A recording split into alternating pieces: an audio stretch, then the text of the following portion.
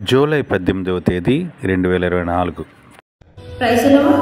ఈరోజు దేవుని వాగ్దానం. నీవు వెళ్ళిన చోటెల్లా నీకు తోడుగా ఉండును.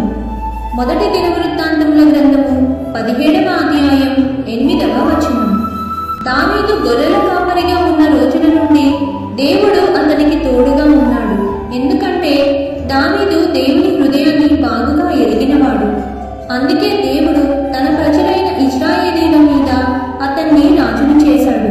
దావీదు గొర్రెల కాపరిగా ఉన్న రోజుల నుండి దేవుడు అతనికి తోడుగా ఉన్నాడు. ఎందుకంటే దావీదు దేవుని హృదయాన్ని బాగుగా ఎరిగినవాడు. అందుకే దేవుడు తన ప్రజలైన